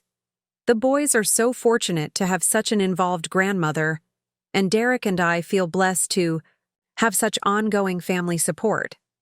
Tyler had echoed these sentiments, speaking about how much he valued the family relationships that had supported his development and would continue to provide connection and guidance as he navigated college and young adulthood.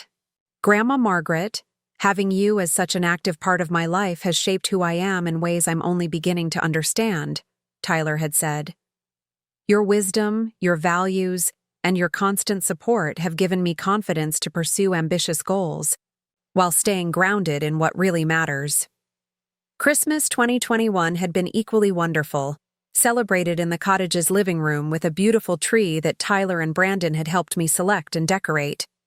The gift exchange had included meaningful presents that had reflected our understanding of each other's interests and needs, and the entire celebration had felt like evidence of the strong family bonds that had made my living arrangement so successful.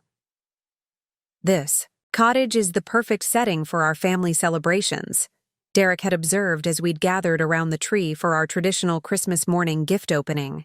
Having you so close makes it possible to maintain traditions while respecting everyone's need for privacy and independence. The spring of 2022 had brought new reasons for family celebration and pride, as Tyler had completed his first year at Princeton with academic honors and Brandon had been accepted into several competitive summer programs that would enhance his preparation for college applications. Both boys had been thriving in ways that had validated our family's educational investments and supportive relationships. Tyler's reports from Princeton had been consistently positive, with stories about challenging courses, inspiring professors, and meaningful friendships that had demonstrated his successful transition to college life. His academic performance had been excellent, and his involvement in extracurricular activities had shown that he was developing the kind of well-rounded college experience that would serve him well beyond graduation. Grandma, Princeton is everything. I hoped it would be, Tyler had said during one of our regular phone conversations. The intellectual environment is incredible, and I feel prepared for the academic challenges because of all the support and preparation you and the family provided. I'm already thinking about graduate school and how I can use my education to contribute to improving educational opportunities for others. Brandon's acceptance into the Johns Hopkins Summer Science Program had represented another family academic achievement that had brought us together to celebrate his success and plan for his continued development. The 3-week program would provide Brandon with advanced laboratory experience and exposure to cutting-edge research that would enhance his college applications and his understanding of potential career paths in science and technology. This summer program represents exactly the kind of opportunity we hoped Brandon would have, Jessica had said as we'd planned for his participation. Having your ongoing support for both boys' educational development has made it possible for them to pursue these kinds of enrichment experiences that will make such a difference in their futures.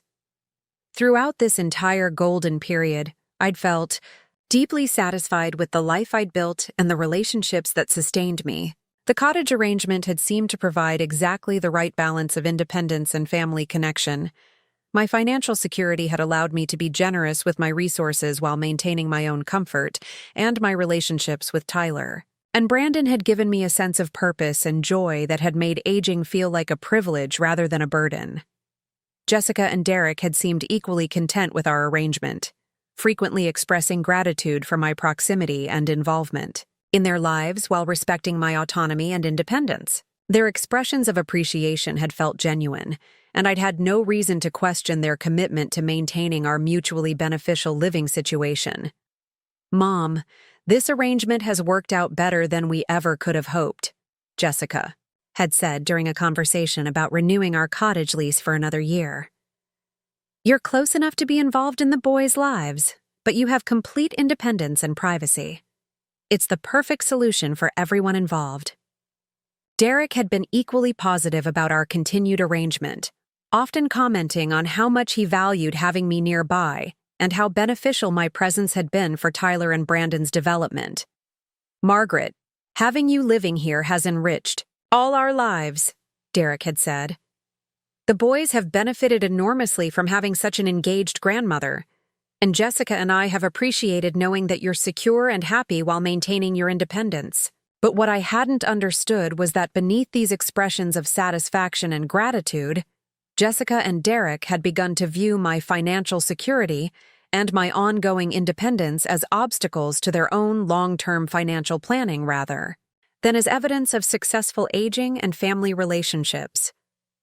The very things that had made me feel most secure, my substantial assets, my physical health, my mental acuity, and my determination to maintain autonomy, had apparently become sources of frustration for Jessica and Derek, who had begun to see me as an impediment to accessing resources they'd believed should already be under their control. Looking back now, I can see that the golden era of our relationship had begun to end sometime in the late spring of 2022.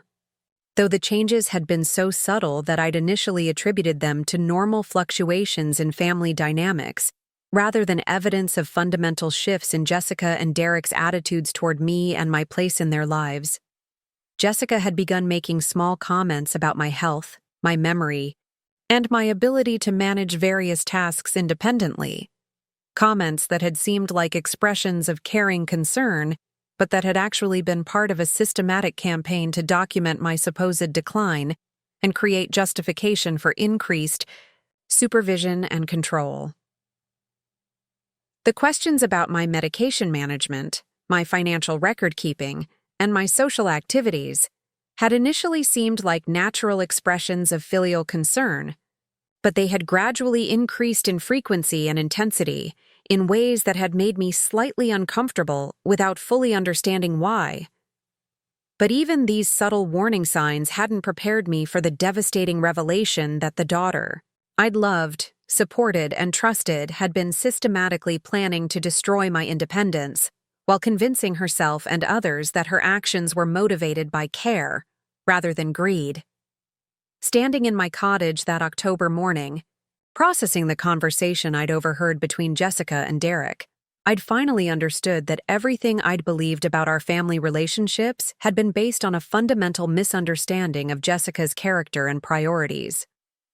The golden era was over, but what Jessica didn't know was that ending, it would prove to be the biggest mistake she'd ever made in her life. Sometimes the people who seem most grateful for your generosity are actually calculating how to take advantage of your trust. Jessica was about to learn that the woman she'd dismissed as a confused burden was actually someone with the intelligence, resources, and determination to ensure that justice was served in ways she'd never anticipated. The foundation of our relationship had been built on love, sacrifice, and mutual respect. But it was about to become the platform from which I would launch a response that would teach Jessica and Derek exactly what happens when you betray someone who's spent her entire life teaching accountability and consequences to people who thought they were smarter than everyone else in the room. Standing in my cottage that October morning, still reeling from Jessica and Derek's casual discussion of having me declared incompetent and institutionalized so they could control my assets, I felt the last fragments of my old life crumbling away. But what I discovered when I decided to investigate the full scope of their betrayal would transform my shock and devastation into a cold, calculating determination that would change everything. After hearing Jessica mention that the power of attorney documents are already prepared, I realized I needed to understand exactly what they'd been planning behind my back. That afternoon, while Jessica and Derek were at work and the boys were at school, I made a decision that would expose the most sophisticated betrayal I'd ever encountered. Using the spare key I'd always had to the main house for emergencies, I entered Jessica and Derek's home office, a room I'd been in countless times for family discussions about finances, college planning, and household management. But this time, I was looking for evidence of the conspiracy they'd been developing against me. What I found in Derek's filing cabinet was more devastating than anything I could have imagined. A manila folder labeled Mrs. Estate Planning contained documents that revealed Jessica and Derek had been planning my destruction for more than 18 months, with a level of sophistication that demonstrated this wasn't impulsive greed, but carefully orchestrated theft. The first document was a forged power of attorney that claimed to grant Jessica comprehensive authority over all my financial and legal affairs. The signature looked remarkably like mine, suggesting they'd practiced forging my handwriting or had somehow obtained a sample to copy. The document was dated 6 months earlier and had been notarized by Derek's law firm colleague, making it appear completely legitimate. But the power of attorney was just the beginning. The folder also contained a detailed medical report signed by Dr. Harrison, my trusted primary care physician, claiming that I was suffering from progressive cognitive decline with impaired judgment and decision-making capacity. The report cited specific examples of confusion and memory lapses that had supposedly been observed during recent appointments where I'd felt completely normal and had noticed no signs of concern from Dr. Harrison. Most shocking of all was a comprehensive financial analysis that detailed my exact net worth, including account numbers, investment holdings, and projected inheritance values. The document showed that Jessica and Derek had somehow gained access to my private financial information and had been monitoring my assets with the precision of professional financial planners. The folder contained brochures and detailed cost analyses for 3 different assisted living facilities in upstate New York, each specializing in memory care and providing varying levels of supervision for residents with cognitive impairments. The documents showed that Jessica had visited all 3 facilities, had obtained detailed pricing information, and had apparently selected Meadowbrook Manor in Albany as their preferred option for my placement. Meadowbrook Manor's brochure described a facility that looked pleasant enough in the photographs, but the cost structure revealed why Jessica had chosen it. At $4,500 per month for a standard room in their memory care unit, the facility would consume approximately $54,000 annually of my resources, a substantial but manageable expense that would allow Jessica and Derek to control the remaining $850,000 of my assets for their own purposes. But even more disturbing were the handwritten notes Jessica had made during her facility visits. Comments like minimal family visiting requirements, limited resident autonomy, and staff supportive of family financial management revealed that she'd been shopping for an institution that would keep me isolated and dependent while facilitating her control over my assets. Perhaps most shocking was a detailed spreadsheet that Derek had created, outlining their strategy for gaining control of my investments and maximizing returns for their benefit. The document showed that they planned to liquidate my conservative investment portfolio and reinvest the proceeds in higher-risk ventures that Derek had identified through his legal connections. Current returns too conservative for optimal growth, Derek had noted, can achieve 8 to 12% annually through private equity and real estate partnerships, generating additional $40 to $60K per year for family expenses and boys' education. The spreadsheet also detailed their plans for my cottage and its relationship to their property values.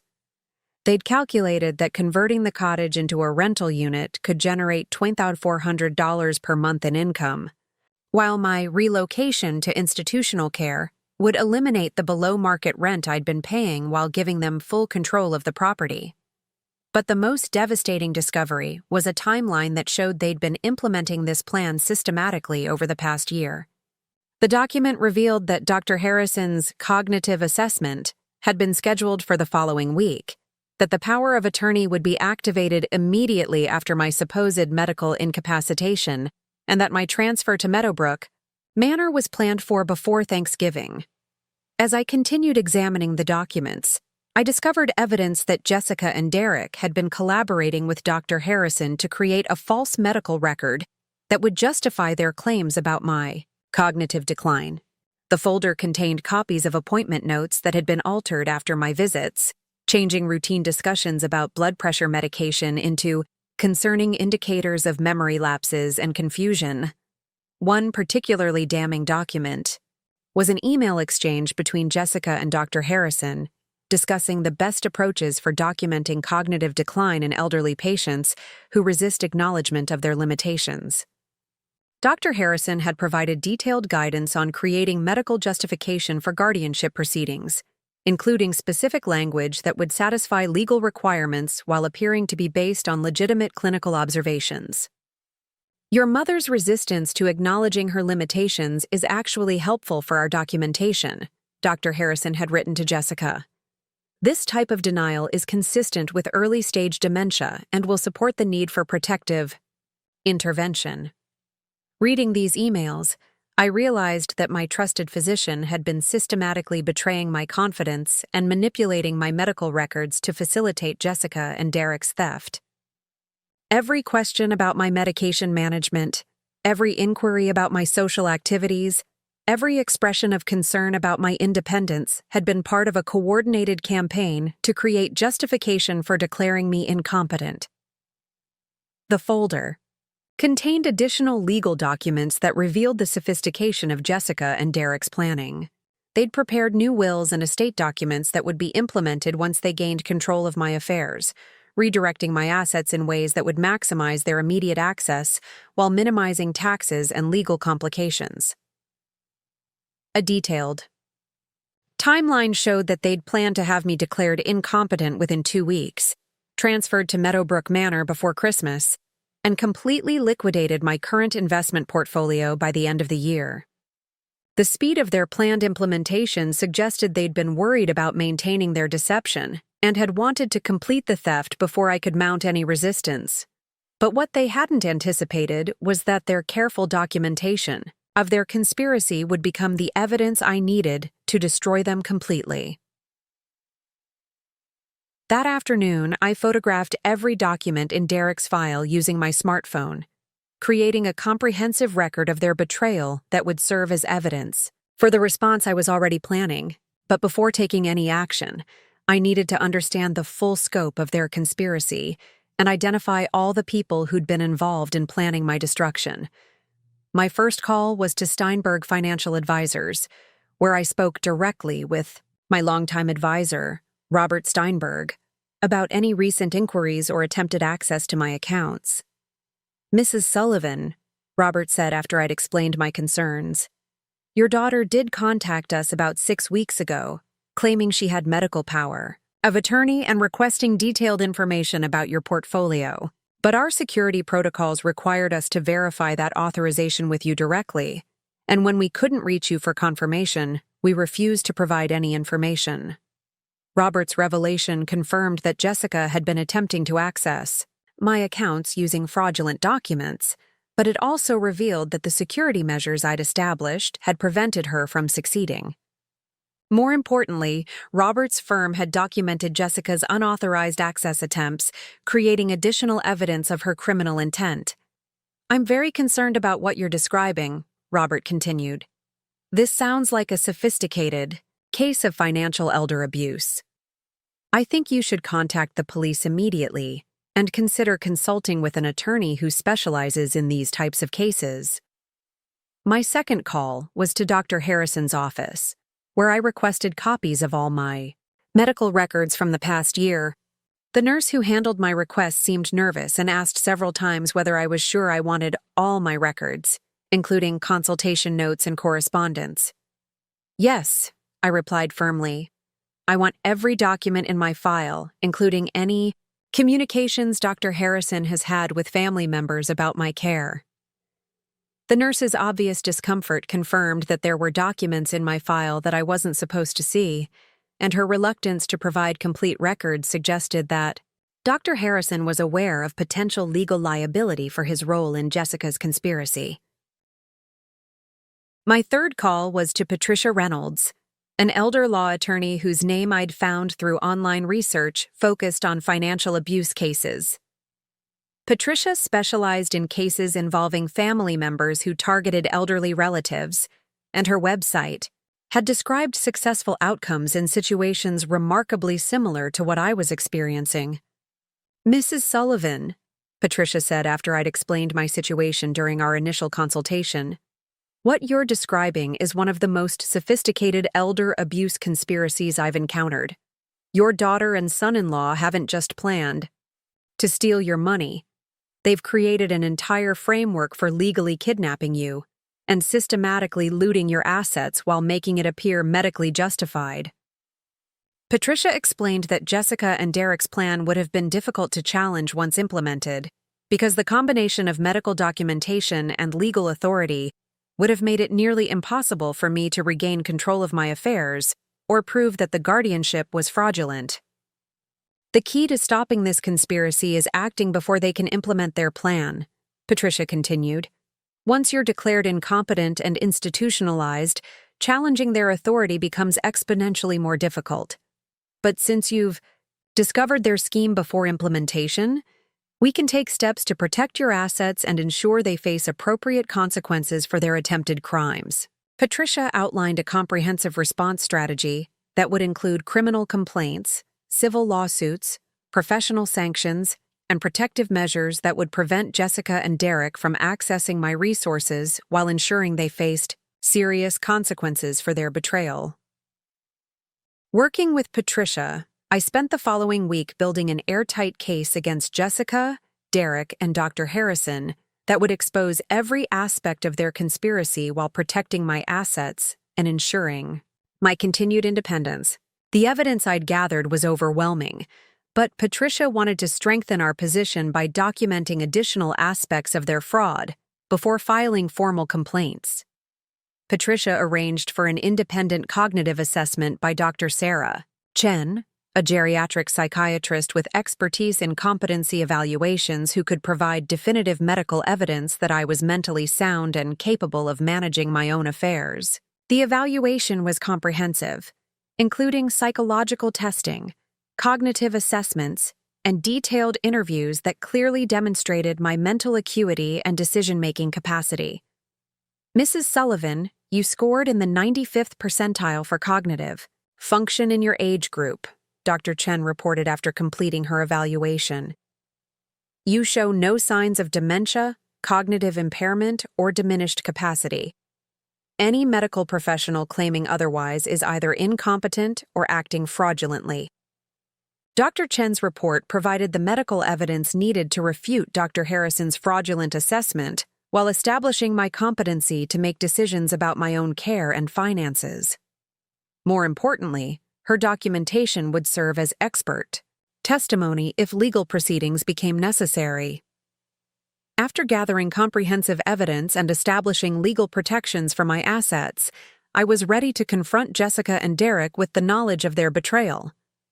But rather than simply exposing their conspiracy, I decided to let them reveal the full scope of their deception by pretending to cooperate with their plans.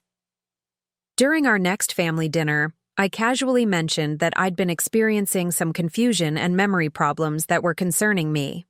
Jessica and Derek's immediate enthusiasm for this revelation was both pathetic and infuriating. "Mom, we've been noticing some changes too," Jessica said, barely containing her excitement. "Maybe it would be a good idea to have Dr. Harrison do a more comprehensive evaluation to understand what's happening and how we can best support you." Derek was equally eager to move forward with their plan, suggesting that we should also review my financial arrangements to ensure everything was properly organized in case I needed additional assistance with management and decision-making.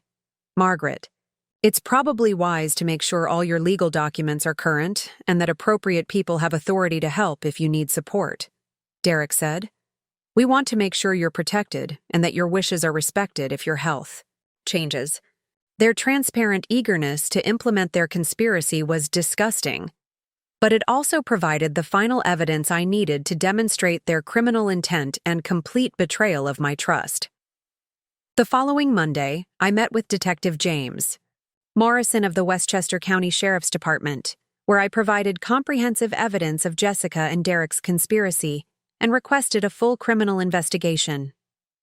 Detective Morrison specialized in financial crimes against elderly victims, and he immediately recognized the sophistication and seriousness of the attempted theft.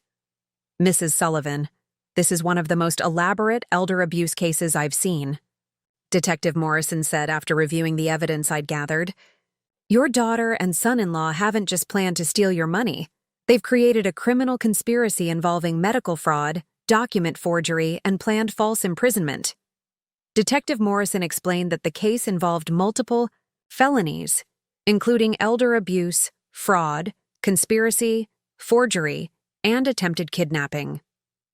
The involvement of Dr. Harrison added medical fraud charges, while Derek's use of his legal credentials to facilitate the scheme would result in professional sanctions and potential disbarment. "We'll need to move quickly to prevent them from implementing their plan," Detective Morrison continued. "Once we file charges, we'll also obtain restraining orders that will prevent them from accessing your property or contacting you directly." Police investigation moved forward rapidly, with search warrants executed at Jessica and Derek's home, Dr. Harrison's office, and Derek's law firm. The evidence gathered during these searches confirmed everything I'd discovered and revealed additional aspects of their conspiracy that were even more damning than I'd realized. Jessica was arrested at her workplace 3 days later on charges of elder abuse, fraud, conspiracy, and attempted theft. The arrest had been coordinated to ensure maximum professional embarrassment, with her colleagues witnessing her removal in handcuffs while local news cameras captured footage that would later be broadcast throughout the region. Derek was arrested the same afternoon at his law firm, where partners had been informed of the charges and had immediately suspended him pending resolution of the criminal case. His arrest had been particularly humiliating because his colleagues had learned that he'd used his legal expertise to facilitate crimes against an elderly family member who'd trusted him completely. Dr. Harrison was arrested at his medical practice, where investigators had seized patient records and billing documents that revealed a pattern of fraudulent medical assessments designed to facilitate financial abuse by family members. His arrest had triggered investigations by medical licensing boards and Medicare fraud investigators who'd identified multiple other suspicious cases. While the criminal cases were proceeding, Patricia and I pursued comprehensive civil litigation designed to recover damages and ensure that Jessica and Derek faced financial consequences proportional to their attempted theft. The civil lawsuit sought not just recovery of any assets they'd managed to access, but punitive damages that would prevent them from benefiting from their conspiracy, even if they avoided conviction on criminal charges. The lawsuit revealed that Jessica and Derek had already begun implementing aspects of their plan, including attempts to access my investment accounts, inquiries about liquidating my assets, and preliminary arrangements with Meadowbrook Manor for my admission. These actions provided additional evidence of their criminal intent while establishing grounds for substantial damage awards. But the most satisfying aspect of the civil case was the discovery process, which allowed Patricia to subpoena financial records that revealed Jessica and Derek had been living beyond their means for years while planning to use my assets to fund their lifestyle and pay their debts. Mrs. Sullivan, your daughter and son-in-law have been essentially bankrupt for the past 2 years, Patricia explained after reviewing their financial records. They've been using credit cards and loans to maintain their lifestyle while counting on gaining control of your assets to resolve their financial problems. Word of Jessica and Derek's arrests spread quickly throughout our Westchester County community, where their reputation as a successful, respectable family was destroyed by revelations about their attempted elder abuse. Local newspapers covered the story extensively, describing the case as one of the most shocking examples of family betrayal in recent memory. The boys' schools, Jessica's employer, Derek's law firm, and our neighbors all learned about the conspiracy through media coverage that detailed every aspect of their planned theft.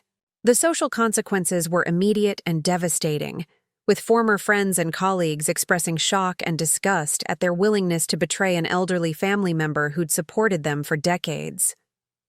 I can't believe Jessica and Derek would do something like this to you, my neighbor Mrs. Patterson told me after learning about the arrests. You've been such a wonderful grandmother to those boys and such a generous supporter of their family. This kind of betrayal is just unthinkable. But the most heartbreaking aspect of the community response was watching Tyler and Brandon learn about their parents' betrayal and struggle to understand how the people they'd trusted most had been planning something so cruel and selfish. Tyler's response to learning about his parents' conspiracy was both mature and heartbreaking. At 19, he was old enough to understand the legal and moral implications of what Jessica and Derek had planned, and his disgust with their behavior was evident in his decision to maintain contact with me despite his parents' attempts to isolate him from the family scandal. Grandma Margaret, I'm so sorry about what my parents tried to do to you, Tyler said during our first phone conversation after the arrests. I had no idea they were planning anything like this. What they did was wrong, and I want you to know that I don't support their actions in any way. Tyler's decision to continue our relationship despite his parents' betrayal meant everything to me, providing evidence that our bond had been based on genuine affection rather than financial obligation. His courage in rejecting his parents' behavior also demonstrated the character development that had resulted from our years of close relationship. Brandon's response was more complicated, as he was still a minor living in Jessica and Derek's home and dependent on them for support. But even at 17, he understood enough about their conspiracy to express shame and disappointment in their behavior. Grandma, I don't understand how Mom and Dad could plan something like this, Brandon said during one of our supervised phone conversations. You've been so good to our family. What they were planning was horrible and wrong. The criminal cases proceeded quickly, with overwhelming evidence making it impossible for Jessica, Derek, or Dr. Harrison to mount effective defenses. Rather than face lengthy prison sentences after jury trials, all 3 defendants accepted plea agreements that required substantial prison time, professional sanctions, and comprehensive restitution. Jessica was sentenced to 18 months in federal prison, followed by 3 years of supervised probation, and was required to pay $150,000 in restitution plus court costs. Her criminal conviction also resulted in permanent exclusion from working in any profession involving access to vulnerable populations. Derek received a 30-month prison sentence due to his leadership role in the conspiracy, and his abuse of his legal credentials to facilitate the scheme. He was also disbarred permanently, ensuring he could never practice law again, and was required to pay $200,000 in restitution that represented the estimated value of the assets he'd planned to steal. Dr. Harrison received the harshest sentence, 42 months in federal prison, because his medical fraud had violated the trust of multiple patients and had represented a systematic pattern of abuse rather than a single incident. His medical license was permanently revoked, and he was required to pay $300,000 in restitution to his victims. The civil lawsuit was settled for $850,000, representing not just recovery of potential stolen assets, but substantial punitive damages. That would ensure Jessica and Derek spent years rebuilding their financial lives. The settlement also included permanent restraining orders prohibiting any direct or indirect contact with me.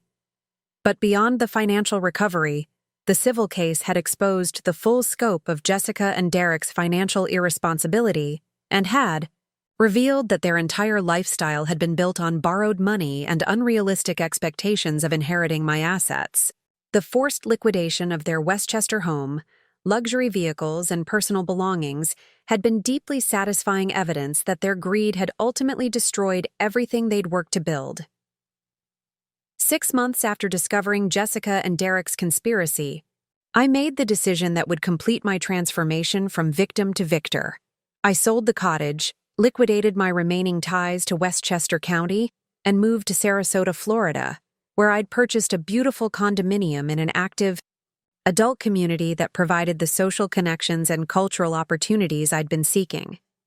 The decision to relocate had been both practical and symbolic. I'd wanted to distance myself physically from the scene of Jessica's betrayal, while creating a new environment where I could build relationships based on mutual respect rather than family obligation. Sarasota had provided the perfect setting. For this fresh start, with year-round sunshine, excellent cultural amenities, and a community of active retirees who appreciated my intelligence and independence. "Margaret, you've made such a wise decision," my new neighbor Eleanor Martinez told me during one of our evening walks along Sarasota Bay. "You seem so much happier and more relaxed than when you first moved here. Starting over at 72 takes real courage, but you've created exactly the kind of life that honors your strength and independence." My new will, drafted by my Florida attorney, reflected my changed priorities and relationships. Tyler and Brandon would still receive substantial educational support and eventual inheritances, but the bulk of my estate would go to literacy organizations and educational charities that shared my values about the transformative power of learning and intellectual development. 2 years after her conviction, Jessica sent me a letter from prison, the first communication I'd received from her since her arrest. Reading it provided a final sense of closure to the most difficult period of my life, while confirming that my response to her betrayal had achieved exactly the consequences she'd deserved. "Mom," Jessica wrote, "I know you'll probably never read this letter, and I understand why you wouldn't want to hear from me, but I needed to tell you that I'm sorry for what Derek and I plan to do to you. I can't explain how I became someone who could betray the person who'd given me everything, but I want you to know that losing you has been the worst consequence of my actions." She continued, "The prison time, the financial ruin, the destroyed reputation. None of that compares to knowing that I threw away the most important relationship in my life for money I didn't even need. I hope you're living well and that you found peace despite what I put you through. You deserved so much better from me, and I'm sorry I wasn't worthy of the love and trust you gave me." I read the letter once and then put it away without responding. Jessica's remorse might have been genuine, but it changed nothing about the consequences she'd earned through her betrayal. Some violations of trust are so complete that forgiveness becomes irrelevant compared to the importance of protecting yourself from future harm. 3 years after the discovery that had nearly cost me everything, I was thriving in ways I'd never expected. My Sarasota condominium had been beautifully decorated according to my own preferences rather than Jessica's suggestions. My social life had expanded to include new friends who valued me for who I was rather than what I could provide financially. I'd become actively involved with the Sarasota Literacy Council, where I volunteered as a tutor and program coordinator, using my teaching expertise to help adult learners achieve their educational goals. The work had been incredibly fulfilling, providing purpose and meaning that had enriched my retirement years while contributing to my community. Mrs. Sullivan, you have such a gift for helping people believe in their own potential. One of my adult students told me after successfully completing her college entrance exams. Your encouragement and teaching methods have changed my life in ways I never thought possible. I'd also developed close friendships with other residents of my community, who'd become sources of mutual support and companionship. Bridge clubs, book groups, cultural outings, and volunteer activities had provided opportunities for meaningful social connections with people who appreciated intellectual conversation and shared interests. The most meaningful aspect of my new life had been maintaining my relationship with Tyler, who'd graduated from Princeton with highest honors and had been accepted to Harvard Law School with full financial support from the educational trust I'd established for him. His academic success had validated our years of investment in his education, while demonstrating that he'd developed the character and values that would serve him well throughout his life. Grandma Margaret, I want you to know how much our relationship has meant to me, Tyler said during one of his visits to Sarasota. What my parents did was unforgivable, but your response showed me what real strength and dignity look like. You've been my most important role model for integrity and resilience. Tyler's decision to pursue law school had been motivated partly by his desire to specialize in elder law and financial abuse prevention, using his education to protect other elderly people from the kind of betrayal I'd experienced. His career choice had represented a meaningful way to honor our relationship while contributing to systemic change that would benefit vulnerable populations. Looking back on the 3 years since I'd discovered Jessica's conspiracy, I realized that her attempted betrayal had actually been one of the most empowering experiences of my life. Fighting back successfully had given me confidence in my own capabilities, while demonstrating that age doesn't mean helplessness when you have the intelligence, resources, and determination to protect yourself. Eleanor, your story has inspired everyone in our community, my friend Patricia Williams told me during one of our book club meetings. You've shown that it's never too late to fight for your dignity, and that people who underestimate elderly women are sometimes in for a very unpleasant surprise. She was right about that. The 72-year-old woman Jessica had dismissed as a confused burden had turned out to be someone with the intelligence, resources, and determination to destroy her daughter's life as completely as Jessica had tried to destroy mine.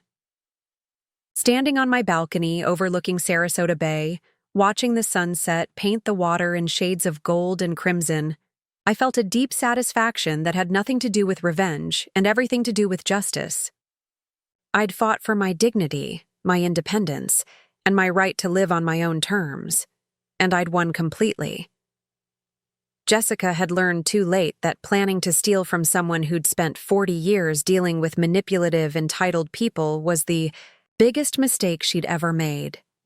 She'd discovered that the elderly woman she'd tried to exploit was actually someone with the knowledge, resources, and determination to ensure that justice was served in ways she'd never anticipated.